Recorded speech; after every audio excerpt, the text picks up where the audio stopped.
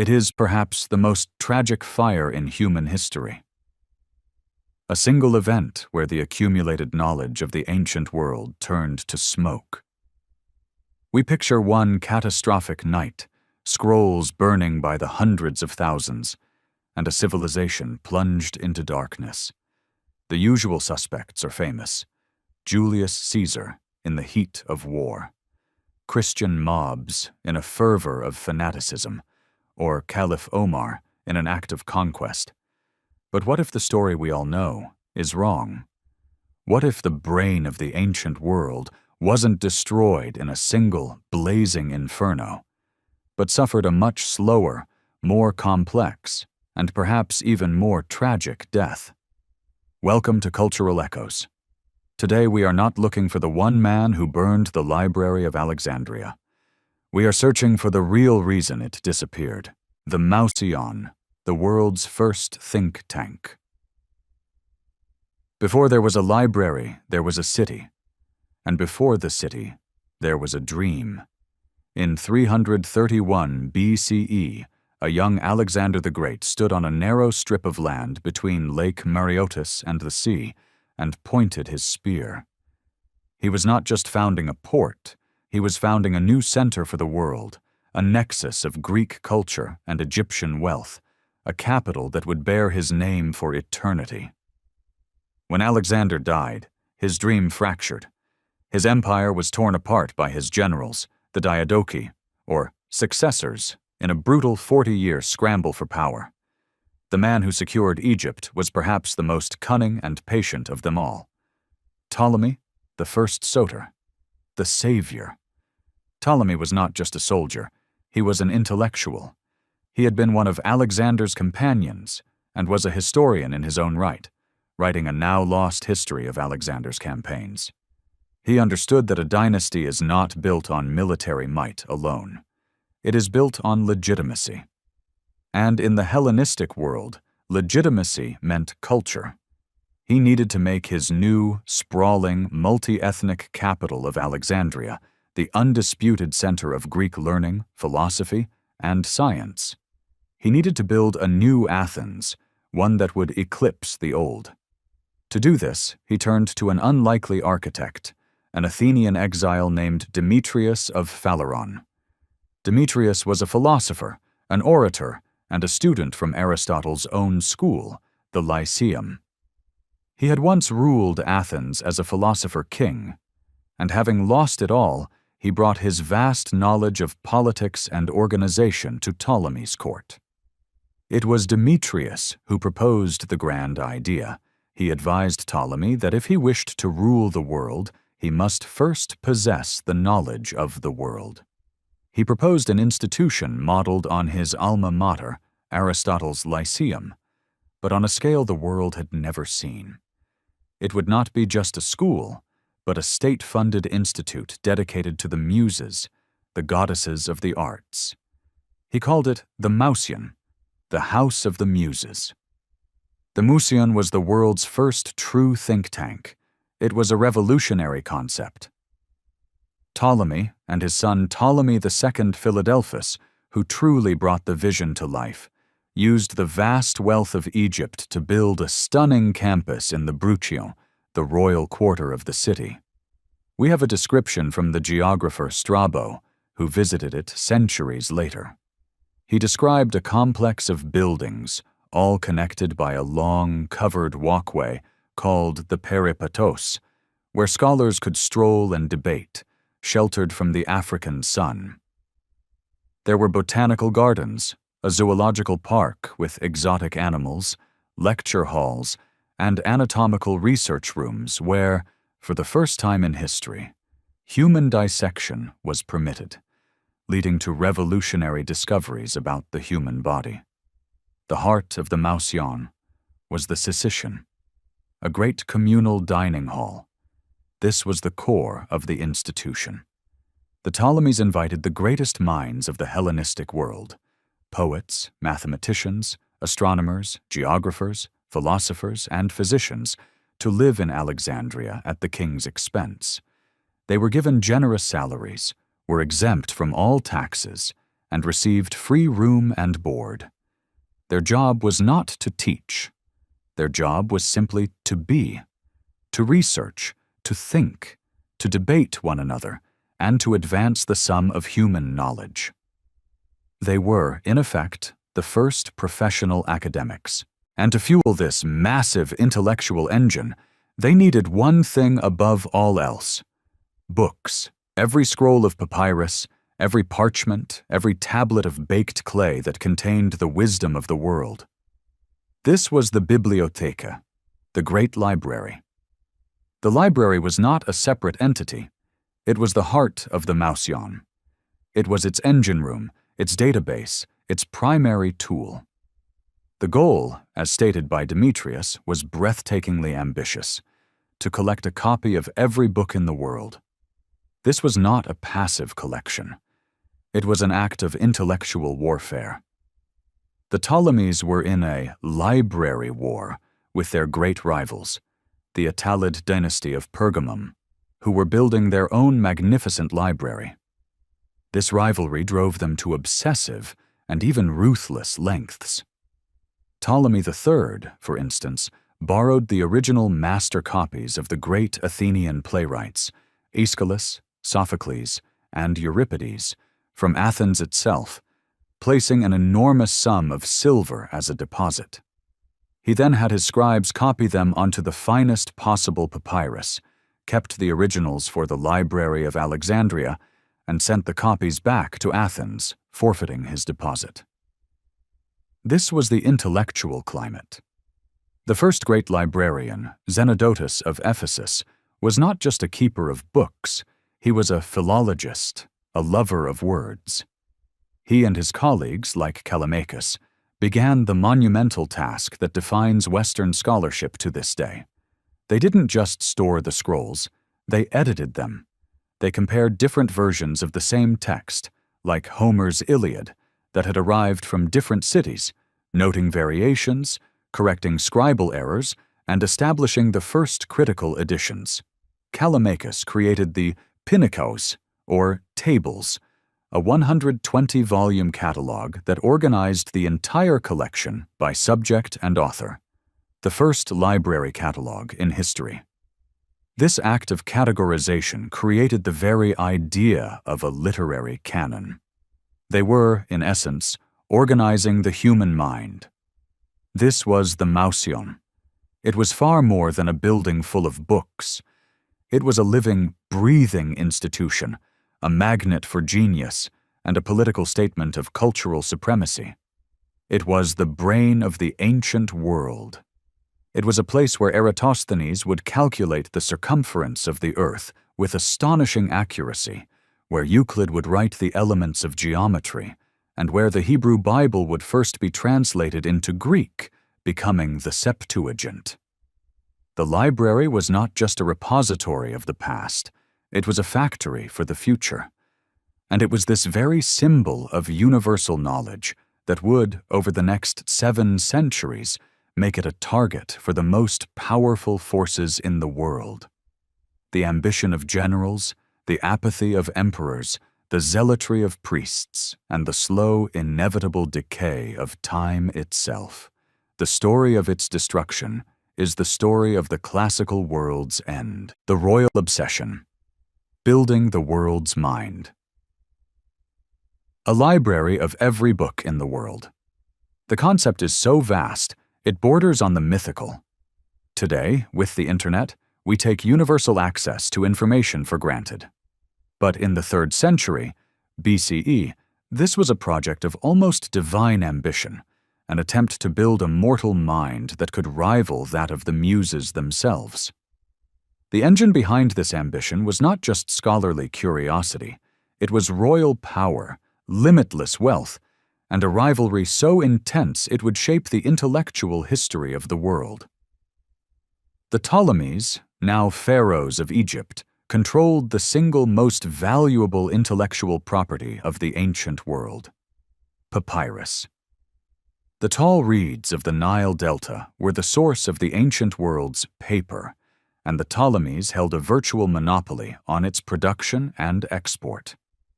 This gave them an immense advantage. They could, in theory, starve their rivals of the very material needed to create books. But their goal was not to stop others from writing. It was to ensure that all writing flowed, eventually, to Alexandria. The task of acquisition was systematic and breathtakingly ruthless. The Ptolemies established a simple but unyielding policy for the harbor of Alexandria, the busiest port in the Mediterranean. Every ship that docked, regardless of its origin or purpose, was subject to a book search. Soldiers and library agents would board the vessel and seize any scroll, text, or document found on board. These were not polite requests. The scrolls were immediately transferred to the library's scriptorium, or copying house. Here, a vast army of trained scribes would meticulously copy the text onto new, high-quality papyrus. This was a state-run factory of knowledge. Once the copy was complete, the Ptolemaic officials would make a decision. The original scroll, the one taken from the ship, was catalogued, indexed, and permanently deposited in the great library. The copy was then returned to the original owner. These texts became known in the ancient world as the ship's copies, and they were a testament to Alexandria's intellectual dominance. One can only imagine the frustration of a merchant or a traveler forced to accept a copy while their treasured original was absorbed into the royal collection. But this was only one method. The Ptolemies also deployed royal agents with effectively unlimited budgets to scour the known world. They were fixtures in the great book markets of Athens, of Rhodes, and of the Aegean Islands. They were tasked with buying not just known works, but lost or rare texts. This created a new, hyper-competitive market for ancient scrolls. It also, unfortunately, created a thriving industry for forgeries. Unscrupulous dealers would create fake, ancient copies of famous works, artificially aging the papyrus to sell to the eager and wealthy Alexandrian agents. The rivalry with the kingdom of Pergamum in modern-day Turkey was legendary. The Attalid dynasty, rulers of Pergamum, were building their own magnificent library, second only to Alexandria's. This library war spurred both sides to new heights of obsession. According to one story, this rivalry became so intense that Ptolemy V, in a fit of pique, banned the export of papyrus altogether, hoping to literally stop Pergamum from being able to make new books. This act, however, had an unintended and world-changing consequence. Thwarted, the scribes of Pergamum perfected a new writing surface, one not dependent on the Nile, treated animal skin. They called it pergamene, which we know today as parchment. Parchment was more durable, smoother, and could be bound into the codex form, the ancestor of the modern book. The most famous story of this royal obsession, however, is that of the Athenian playwrights. Ptolemy III Euergetes, the benefactor, was a particularly ambitious collector.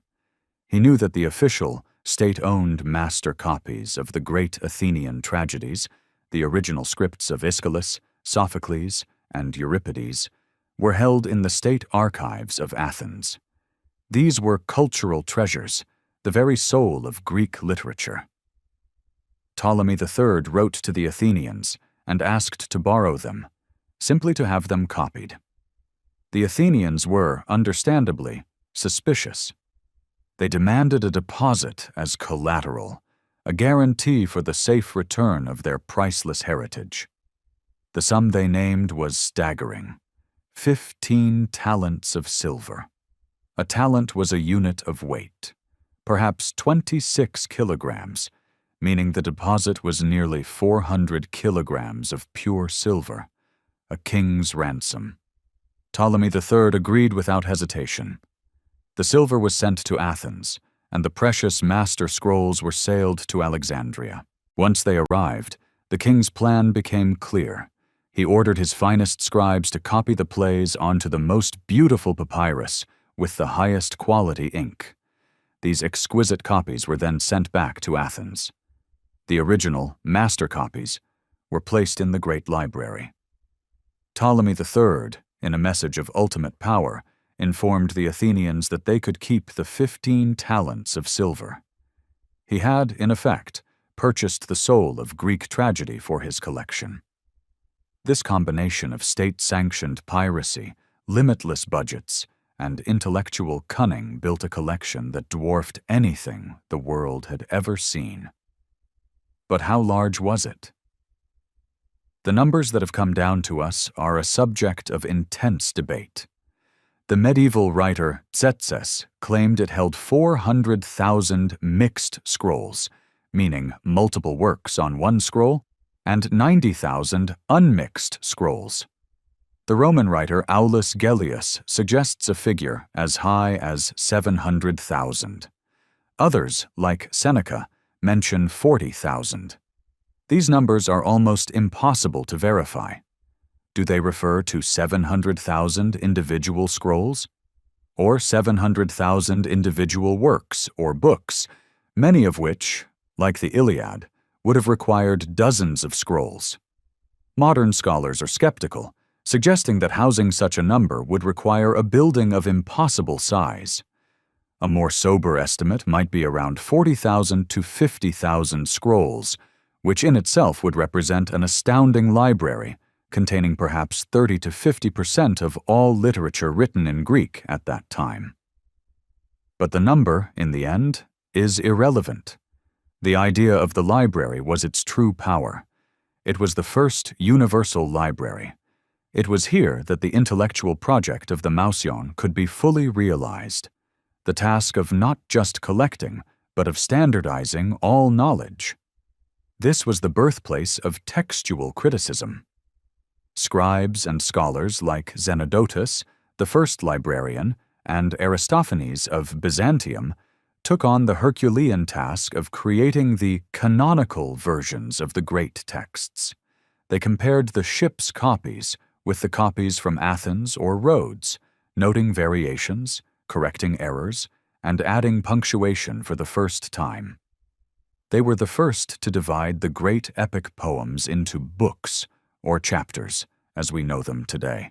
They created the first bibliographies, biographies, and dictionaries. They were, in short, inventing the very tools of scholarship. The library was not a dusty archive. It was a humming, vibrant, intellectual factory. It was a statement, written in papyrus and stone, that all knowledge in the world flowed to one place and one place only: Alexandria. This singular, arrogant, and glorious concentration of knowledge would also become its greatest vulnerability. Suspect 1. The fire of Julius Caesar, 48 BCE. For many, the story of the library's end begins and ends with one man, Gaius Julius Caesar. The image is seared into our collective memory. The great Roman general, the conqueror of Gaul in the heat of battle, accidentally, or perhaps indifferently setting the world's knowledge ablaze. It is an irresistible story, a perfect storm of drama, power, and tragic consequence. But like many such perfect stories, the truth is far more complicated and far more murky. The year is 48 BCE. The Roman Republic is tearing itself apart in a civil war. Caesar, fresh from his victory over his rival Pompey at Pharsalus, has pursued him to Egypt, only to be presented with Pompey's severed head.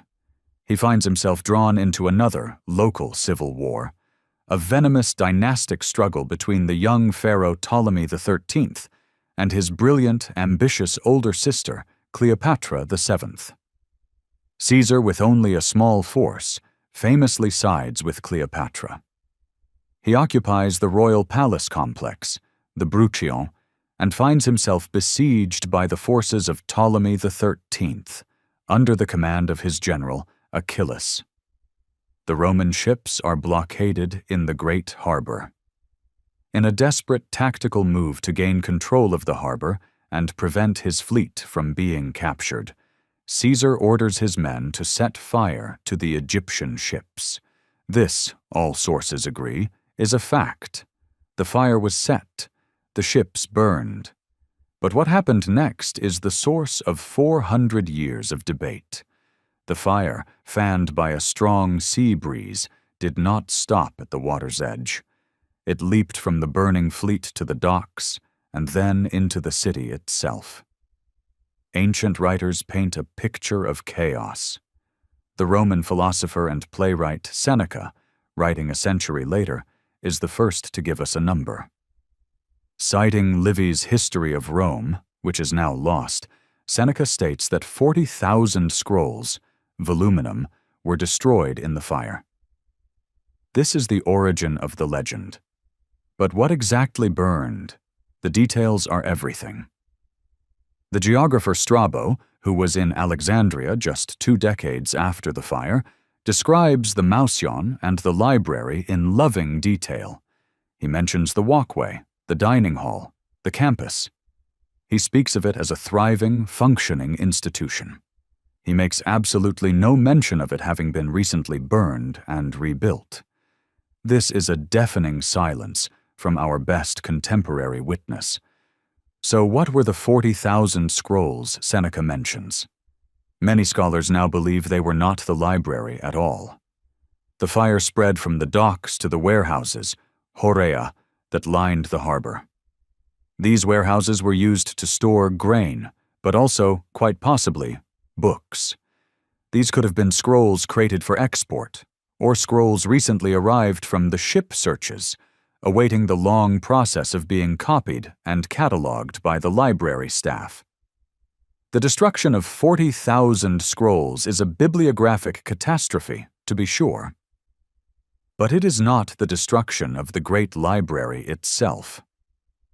The Roman historian Dio Cassius, writing much later, around 200 CE, is more dramatic. He states that many places were set on fire, with the result that, along with other buildings, the dockyards and the storehouses of grain and books were burned, a vast number of books. Again, note the words, storehouses of books, not the library. The only ancient writer who explicitly blames Caesar for burning the library itself is Plutarch, writing in his Life of Caesar over 150 years after the event. He says the fire spread from the dockyards and destroyed the great library. But even Plutarch seems to contradict himself. In his Life of Antony, written later, he describes Mark Antony's famous gift to Cleopatra, decades after Caesar's fire. Antony gifts Cleopatra the 200,000 scrolls of the Library of Pergamum as a gesture to restock the Library of Alexandria. This story, whether true or not, implies 2 things. First, that the library was in need of restocking, suggesting it had suffered damage. But second, and more importantly, that the institution of the library still existed and was important enough to receive such a magnificent gift.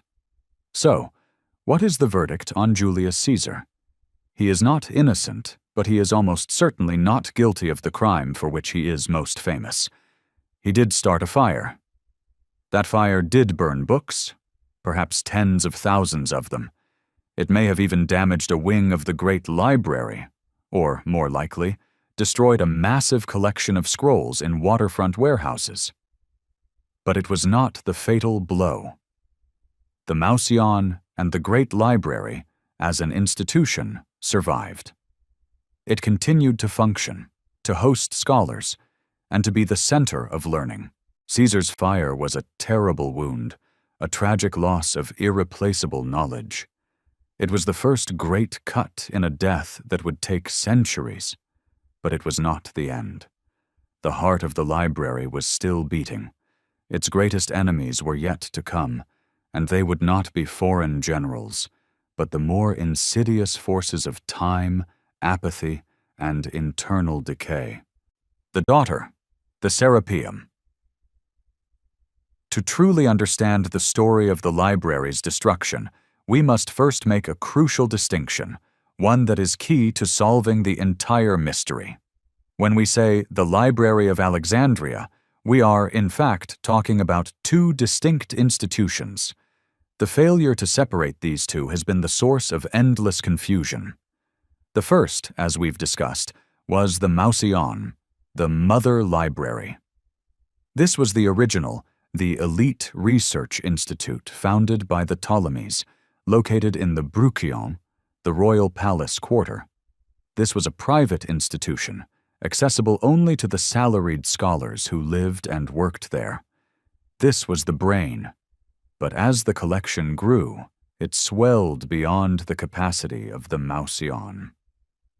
Sometime during the Ptolemaic dynasty, perhaps under Ptolemy III, a decision was made to create a second public-facing library. This was the Daughter Library, and its location was one of the most sacred and magnificent places in the entire ancient world, the Serapeum. The Serapeum was not just a library, it was a temple, a grand acropolis dedicated to the new hybrid god of Alexandria, Serapis. Serapis was himself a Ptolemaic invention, a brilliant piece of religious and political engineering. He combined the attributes of the Egyptian god of the underworld, Osiris, and the sacred bull, Apis, with those of the Greek gods Zeus, Hades, and Dionysus. He was a god for a new, blended civilization, a deity for both the Greeks and the Egyptians. His temple, the Serapeum, sat on the highest point of land in the city, a man-made acropolis. It was a vast complex. To reach it, one had to ascend a monumental staircase of 100 steps. At the top was a sprawling courtyard, surrounded by porticos, lecture halls, and priests' quarters. And at its center stood the temple itself, a marvel of marble, bronze, and gold. Inside, according to the Roman writer Rufinus, stood the colossal cult statue of Serapis. It was so large that its outstretched hands touched both walls of the inner sanctuary. It was crafted from all manner of metals and woods, its body painted a dark blue, its eyes made of precious gems. It was a terrifying and awe-inspiring sight, the center of pagan worship in Alexandria for centuries. And within this sacred complex, perhaps in the porticos surrounding the courtyard, was the Daughter Library. This was the library for the people. It was here that a student, a rhetorician, or a curious citizen could come to read.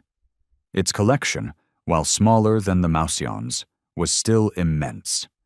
Estimates suggest it held around 42,000 scrolls, which in itself would have made it one of the largest libraries in the world. It may have held the overflow from the main library, or perhaps the copies and less valuable texts. This distinction is the absolute key to the mystery. From this point forward, the fates of these two libraries, the Mouseion and the Serapeum, are separate. They lived in different parts of the city. They served different purposes. And, most importantly, they would meet two very different and very violent ends. The Mouseion, the elite brain, was tied to the fate of the palace. It was a symbol of royal power. It would live and die by the sword of emperors. The Serapeum, the public heart, was tied to the fate of the old gods. It was a symbol of pagan religion. It would live and die by the fervor of priests. For centuries they coexisted, the twin pillars of Alexandria's intellectual life. But as the Roman Empire rose and the power of the Ptolemies faded, the Mouseion would begin a long, slow decline into irrelevance. The Serapeum, however, as the center of a vibrant and resistant pagan faith, would grow in importance. It would become the last great bastion of Hellenic philosophy and learning, a focal point for the city's intellectual life long after the Mouseion had faded. And it was this very vibrancy, this stubborn pagan heart, that would ultimately mark it for a spectacular and violent destruction. When we speak of the fire, we are often unknowingly speaking of the Serapeum. Its end was fiery, and it was deliberate, but it was not the end of the main library, which had already met its own separate and far more obscure fate, buried in the rubble of a forgotten war. The rot of neglect, the Roman period. Fire is dramatic, it is sudden, it is absolute, and it provides a simple answer to a complex question. But perhaps the most powerful destructive force to assail the great library was not a flame. It was a slow, creeping, and invisible rot. It was the rot of apathy, of bureaucratic neglect, and of shifting political winds. The great library was the passion project of a single dynasty, the Ptolemies. They funded it. They obsessed over it. They poured the wealth of Egypt into its halls. It was their symbol of cultural supremacy. But in 30 BCE, that dynasty ended. Cleopatra VII, the last Ptolemy, died, and Egypt became a province of the Roman Empire. This political shift was catastrophic for the Mouseion. The new Roman emperors were pragmatic rulers, not intellectual obsessives. Augustus, the first emperor, was a patron of the arts, but his focus was on Rome, not Alexandria. He confirmed the privileges of the Mouseion, the tax exemptions, the salaries, but the spirit was gone. The library war with Pergamum was over. Pergamum was now Roman too. The massive royal budgets for acquiring new scrolls, for funding expeditions, for stealing originals, all of it vanished. The Mouseion ceased to be a factory of new thought and became, in essence, a very prestigious, state-funded retirement home for academics. The flow of new scrolls dried up. The great project of cataloging the world's knowledge ground to a halt. The institution, starved of its original purpose, began to stagnate. We see this stagnation reflected in the very nature of the scholars who worked there. The Ptolemaic era was one of giants. Euclid, Eratosthenes, Zenodotus. They were pioneers, critics, and scientists. The Roman era was one of grammarians and lexicographers. They were caretakers, not creators. They were writing dictionaries and commentaries on the great works of the past, rather than creating the great works of the future. The brain of the world had turned from invention to preservation, and then, simply, to fossilization. We also see a brain drain. With Rome now the center of the universe, the greatest minds of the age were no longer drawn to Alexandria. They were drawn to the imperial capital, to the courts of the emperors. There were also, according to some ancient writers, direct political purges that damaged the institution. The Roman Emperor Caracalla, in 215 CE, was said to have despised the scholars of the Mouseion for mocking him. He reportedly expelled all foreign scholars from the city and may have cut their funding, punishing the institution for its perceived arrogance. But the most powerful force was simple, bureaucratic neglect. A library is a living thing. Papyrus is a fragile, organic material. In the damp coastal climate of Alexandria, a scroll is vulnerable to mold, to insects, to simple decay. Without a constant, dedicated, and well-funded army of scribes to recopy fading texts, a library will literally eat itself. A scroll might have a shelf life of a few centuries at best. The great works collected in the 3rd century BCE would have been, by the 2nd century CE, in a state of advanced decay. They would need to be meticulously recopied, one by one. But why would a Roman prefect, whose job was to extract grain and taxes for Rome, allocate a massive budget for such a tedious, non-military, non-political project? So the scrolls sat, and they rotted. The 1,000 cuts were not from swords, but from the humidity in the air, from the burrowing of insects, from the slow fading of ink. This was the real, unglamorous death of the collection. It was not a sudden inferno. It was a slow, quiet mold. While the Mouseion was fading, the daughter library, the Serapeum, was thriving. Because it was not just a library, it was the center of a living, breathing pagan faith. It was the heart of Neoplatonism, a new, mystical school of philosophy that was the last great intellectual movement of the pagan world. As the Mouseion became a relic, the Serapeum became the resistance. This is the great, tragic irony. The mother library, the Mouseion, died of neglect because it was a secular academic institution that had lost its royal patron. Its collection of 500,000 scrolls likely crumbled to dust, its shelves emptied by apathy long before any conqueror arrived. The daughter library, the Serapeum, survived because it was a religious institution. And it would be that very religious identity that would seal its own, much more famous and much more fiery, fate. The fatal blow, the War of Aurelian. 272 CE. The Mouseion, the great mother library, was dying. It was a ghost, a hollowed-out institution, its scrolls turning to dust from centuries of neglect. But it was still standing. The buildings were still there, a symbol of a bygone golden age, located in the most exclusive and wealthiest part of the city, the Mouseion, the royal quarter. This district, which had been the heart of Ptolemaic power, would also be its tomb.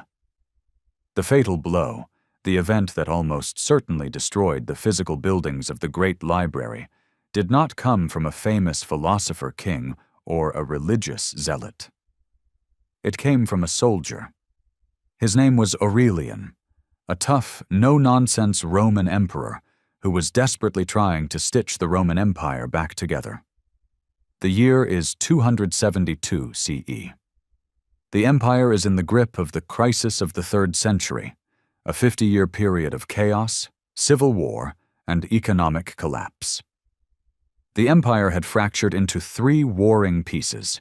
In the east, a new, powerful, and brilliant queen had risen, Zenobia of Palmyra. From her desert capital, she had conquered Syria, Palestine, and, most importantly, Egypt, the breadbasket of Rome.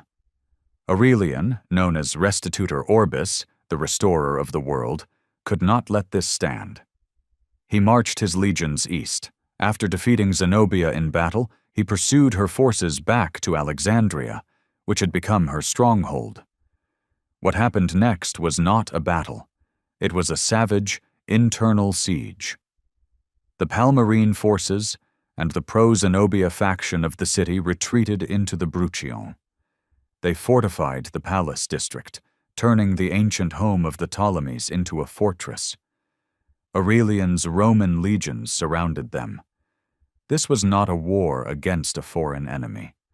This was a Roman civil war, fought street by street, inside one of the greatest cities in the world, and civil wars are the most brutal of all. Ancient accounts, like that of the historian Ammianus Marcellinus, are clear. Aurelian's sack of the Mouseion was not a polite surrender. It was a total, scorched earth destruction. The entire district was razed to the ground. The historian describes the area as being so devastated that it was left uninhabitable, a wasteland of rubble and death. This was the end of the Mouseion. The Great Library, the original institution, was located inside the Mouseion. It was part of the palace complex that Aurelian's soldiers besieged and destroyed. It was not a target. It was collateral damage. There were no headlines.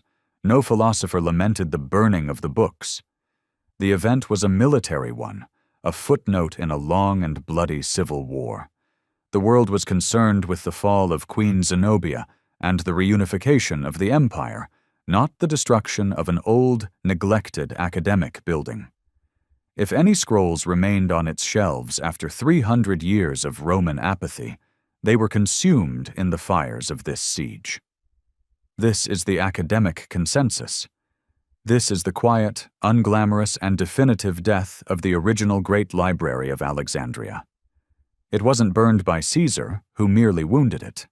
It was destroyed by Aurelian, an emperor whose name most people have forgotten, during a war that history barely remembers. And this is why the timeline becomes so clear. After 272 CE, the Mouseion vanishes from the historical record. The community of scholars, if it survived, had no home. But the Serapeum, the daughter library, was in a completely different part of the city. It was untouched by Aurelian's war. And so the intellectual life of Alexandria, what was left of it, migrated. It coalesced around the only great center of learning left, the Temple of Serapis. The Serapeum became the sole heir to the library's legacy. It was now the center of philosophy, mathematics, and pagan theology. And for the next century, it thrived. It became the focal point of the pagan resistance against the new, rising power that was conquering the empire from within: Christianity. The final spectacular act of destruction was yet to come. But the target would not be the Mouseion. That was already a ruin. The target would be the Serapeum. Suspect 2. The Zeal of Theophilus, 391 CE. By the late 4th century, the Roman world had changed forever. The Roman Empire was now, officially, a Christian empire. The old gods, the pantheon of Zeus, Apollo, and Serapis, were no longer just beliefs. They were symbols of a dark, superseded past. They were demons. In the city of Alexandria, this religious tension was a powder keg. The city was a volatile mix of pagans, Jews, and the newly dominant, aggressive, and often violent Christian community. And the man holding the match was the patriarch of Alexandria, Theophilus. Theophilus was a man of immense power, ambition, and iron-willed fanaticism. He was, as one historian described him, a master of political intrigue, and he saw the continued, vibrant worship of paganism in his city as a direct threat to his authority and to the authority of his god. The focal point of this pagan resistance was, of course, the Serapeum. It was more than just a temple. It was the last great intellectual center of Hellenic philosophy. It was where philosophers like Iamblichus had taught, and where the city's non-Christian elite gathered. And of course, it still housed the magnificent daughter library. It was a fortress of pagan thought. And Theophilus was determined to tear it down. The opportunity came in 391 CE. Emperor Theodosius I, a devout Christian, issued a series of edicts that effectively outlawed paganism. Public sacrifices were banned, and temples were ordered to be closed. For Theophilus, this was a declaration of war. According to the accounts of Christian historians like Rufinus and Socrates Scholasticus, Theophilus provoked the conflict. He paraded pagan artifacts through the streets, mocking them. This incited a riot. The pagan community, enraged, fought back. They retreated to their strongest point, the Acropolis of the Serapeum, and fortified it, turning the temple complex into a fortress, just as the scholars of the Mouseion had done in the Bruchion a century earlier. From this fortress, they launched raids, captured Christians, and, according to Rufinus, even forced them to sacrifice to Serapis, torturing and killing those who refused. The situation escalated into a full-blown urban war. The pagans appealed to the Emperor Theodosius, but his reply was a death sentence for the temple. He pardoned the pagan rioters for their violence, but he seized the opportunity. He issued a new decree. The cause of the violence, the temple of Serapis itself, must be utterly destroyed. When the imperial rescript was read aloud, the Christian mob, now with the full backing of the Roman state, swarmed up the 100 steps to the Acropolis. At first they hesitated, terrified of the colossal, ancient statue of Serapis. There was a legend that if the statue were harmed, the sky would fall and the Nile would refuse to flood, starving Egypt. Theophilus, sensing the hesitation, grabbed an axe himself and, according to the story, struck the statue on the jaw. The crowd gasped. Nothing happened. The sky did not fall. Emboldened, a soldier took the axe and beheaded the idol. The spell was broken. What followed was a frenzy of destruction. The mob, in a state of iconoclastic delirium, tore the statue apart. They dragged its pieces through the city. They looted the temple, and, the historians tell us, they destroyed the library. This is the event that most people mistake for the burning of the Library of Alexandria. It was a fire. It was deliberate. And it was a tragic loss of knowledge, the final public execution of the classical world's intellectual legacy. It was the end of the daughter library, the last functioning remnant of the Ptolemies' grand dream. The destruction was total. The temple was razed to the ground. A Christian church was built in its place. The pagan philosophers fled. The last great philosopher of Alexandria, the brilliant mathematician and Neoplatonist Hypatia, would be brutally murdered by a different Christian mob a few decades later, in 415 CE, an event that truly marked the end of the city's intellectual glory. The Serapeum, the daughter library, was destroyed by a Christian mob. This is a fact. But it was not the great library. It was the last surviving child of a parent, the Mouseion, that had already been dead for 120 years. Suspect 3. The Myth of Caliph Omar, 642 CE. The story should have ended there. The Mouseion was a ruin, destroyed by Aurelian in 272 CE. The Serapeum was a pile of rubble, destroyed by Theophilus in 391 CE. By the time the Arab armies arrived in Egypt, the great library had been a memory for over 2.5 centuries. And yet, this is not the story most of us know. The most famous, most vivid, and most quoted story of the library's destruction places the blame on a new figure, the Muslim Caliph Omar ibn al-Khattab. The year is 642 CE. The Arab general Amr ibn al-As has just conquered Alexandria, taking the jewel of the Mediterranean from the Byzantine Empire. According to the legend, a scholar from the city, John the Grammarian, pleads with Amr to spare the royal library and its priceless collection of books.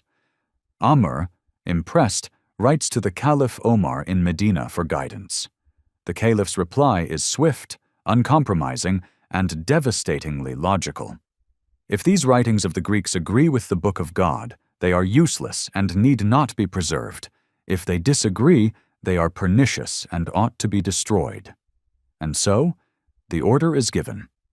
The scrolls of the great library of Alexandria are distributed as fuel to the 4,000 bathhouses of the city. The legend, in its most dramatic telling, concludes that the number of scrolls was so vast, it took 6 months to burn them all. It is an incredible story. It is the perfect parable of a clash of civilizations, of fanatical, anti-intellectual zealotry. And it is, by the overwhelming consensus of modern and even medieval scholarship, a complete and total fabrication. A myth. Where did this story come from? It does not appear in any contemporary account. John of Nikiu, a Christian bishop who lived through the Arab conquest and wrote a detailed chronicle of it, says nothing about any library being burned. Byzantine and Arab writers of the time are silent. The story does not appear for 600 years. Its first known appearance is in the writings of Bar Hebraeus, a Syrian Christian bishop and historian, in the 13th century. It was then repeated by the Muslim historian Ibn al-Kifti. The story, it seems, was invented 6 centuries after the event, and it served a purpose. For Bar Hebraeus, perhaps it was a useful fable to show the nature of the conquest. For others, It was simply a good story that had taken on a life of its own. Modern scholars, from the 18th century historian Edward Gibbon to the 20th century scholar Bernard Lewis, have comprehensively debunked the myth. The arguments against it are overwhelming. First, as we have seen, there was no great library left to burn. The Mouseion was gone. The Serapeum was gone. It is possible some smaller Christian libraries or private collections existed, but the idea of a great royal library was a 6th-century-old folk memory. Second, the logic is flawed. The early Arab conquerors were not known for this kind of wanton destruction of knowledge. In fact, they were known for the exact opposite, for their intense intellectual curiosity, their tolerance of people of the book, and their massive project of translating the great works of Greek philosophy, medicine, and science from Greek and Syriac into Arabic. This translation movement, centered in Baghdad, is precisely what saved many of the works of Aristotle, Plato, and Galen, preserving them for the West after the European Dark Ages. The idea that the same culture would burn these texts in Alexandria, only to obsessively seek them out and translate them in Baghdad, is historically incoherent. Third, the details of the story are fantastic. 4,000 bathhouses, 6 months of fuel. Papyrus scrolls burn quickly and produce little heat. The logistics are those of a fairy tale, not a historical event. The story of Caliph Omar and the bathhouses is perhaps the greatest cultural echo of all. It is a powerful, slanderous myth that has proven more durable than the library itself. It is a piece of historical propaganda that has, for centuries, successfully misdirected the blame, pointing a finger at a single man for a crime that was, in reality, a slow, anonymous, and collective tragedy spanning 7 centuries and multiple civilizations. The final suspect is, in fact, the most innocent. The verdict: death by 1,000 cuts. So who burned the Library of Alexandria? What is the real reason it disappeared? We have sifted through the smoke and rubble of 4 centuries.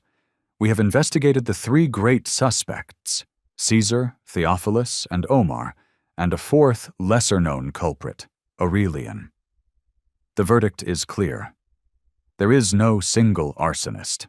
The library was not murdered. It was the victim of a slow, prolonged, and systemic failure. It died, as all great neglected institutions do.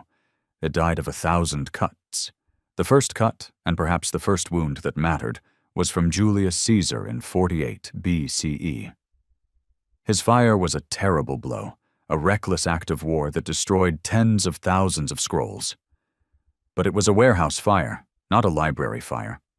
He wounded the collection, but he did not kill the institution. The Mouseion survived. The second and most insidious cut was the deepest and most prolonged, the cancer of apathy. When the Ptolemaic dynasty ended in 30 BCE, the library lost its patron, its purpose, and its funding. The Roman emperors turned their gaze to Rome. The brain of the world was starved of resources. The flow of new scrolls stopped. The vital work of recopying the old scrolls, of saving them from the physical decay of mold and insects, ground to a halt. This was the real death. It was a slow, invisible, bureaucratic death. The scrolls crumbled to dust on their shelves. The great Mouseion became a hollow shell, a museum in the modern sense, a quiet, dusty place for a glorious past. The third cut was the coup de grace for the main library. In 272 CE, the Emperor Aurelian's legions, in the process of crushing Queen Zenobia's rebellion, laid waste to the entire Bruchian district. The Mouseion buildings, the physical shell of the great library, were razed to the ground as collateral damage in a brutal civil war. This was the end of the Mother Library. It was not a cultural tragedy. It was a military footnote. The fourth cut was the most spectacular, and the one we most often remember. In 391 CE, the patriarch Theophilus, in a surge of religious fanaticism, led a mob to destroy the Serapeum. This was the end of the daughter library, the last public repository of pagan learning. It was a deliberate, ideological, and brutal act of cultural destruction. But it was the destruction of the child, not the parent, which had been dead for over a century. And the final cut was the cut of propaganda. In the 13th century, 600 years after the fact, the myth of Caliph Omar was invented. This was an act of historical slander, a story so powerful and so simple that it eclipsed the complex, messy, and far more tragic truth. It gave us a simple villain for a crime that had no single perpetrator. The real reason the Library of Alexandria disappeared is that there was no single reason. It was a perfect storm of human folly, spread across 7 centuries. It was wounded by a Roman general. It was starved by Roman emperors. It was physically destroyed by a Roman civil war. Its daughter was executed by a Christian patriarch. And its memory was hijacked by a medieval myth. The library was not a victim of one civilization, but of the flaws within all of them. The recklessness of war, the apathy of bureaucracy, the violence of fanaticism, and our own persistent love of a simple story over a complex truth, the echo of lost knowledge. The library is gone. The buildings are dust. The scrolls are ashes. All that is left is the echo. But what is it that we are actually mourning? We are not just mourning a building. We are mourning the knowledge that was inside it. We are mourning the what if. What if the 90 lost plays of Sophocles had survived? What if the histories of the Trojan War, written by those who were closer to it, were still here? What about the Pnyx of Callimachus, the great catalogue of the world, or the histories of Berossus of Babylon, or the complete, unfragmented works of the pre-Socratic philosophers? This is the lost knowledge that haunts us. It is the phantom limb of our civilization. We can feel its absence. But the real tragedy, the deeper cultural echo, is not what was lost. It is how it was lost. The story of the Library of Alexandria is a timeless parable, a warning that is as relevant today in our digital age as it was in the age of papyrus. It warns us, first, that knowledge is fragile. Papyrus rots. But so do hard drives. Magnetic tape degrades. Cloud servers can be unplugged. Digital formats become obsolete. Without a constant, active, and funded project of preservation, of recopying, migrating, and translating our own universal library, the Internet is just as vulnerable to the slow rot of decay as the scrolls of the Ptolemies. It warns us, second, that knowledge is not inherently powerful. It is only as powerful as the culture that values it. The Mouseion was filled with the world's genius, but when the Roman state stopped funding it, when its purpose became unclear, it died. A library that is not used, a library that is not supported, a library that is not valued by the society it serves, is already dead. It is just waiting for a fire, or a flood, or a budget cut to make it official. And it warns us, finally, that the most dangerous enemy of knowledge is not the other, not the foreign conqueror, the barbarian, or the religious zealot. The most dangerous enemy of knowledge is us. It is our own apathy. It is our own willingness to let things slide. It is our own recklessness in times of conflict, and our own fanatical certainty in times of ideological passion. The Library of Alexandria was not destroyed. It was allowed to be destroyed. It was a failure of stewardship. And so the echo of the library is not just a lament for the past. It is a challenge to the present. It asks us, Are we valuing the knowledge we have? Are we actively preserving it? Are we protecting it from the apathy, the fanaticism, and the political storms of our own time? The real story of the Library of Alexandria is not about its end. It is a story about our responsibility. A responsibility to be better stewards of our own knowledge, a responsibility to keep its echo alive, and so the smoke clears. The true story of the library is not one of a single, tragic night, but of a slow, human failure spread across 700 years. It is an echo that warns us about the fragility of our own knowledge and our own responsibility to protect it. Thank you for joining us in this deep dive at cultural echoes. If you believe these quiet, complex stories are worth telling, I invite you to join our community. Subscribe and ring the bell so you don't miss our next journey into the wisdom of the past. And now, I turn the echo to you.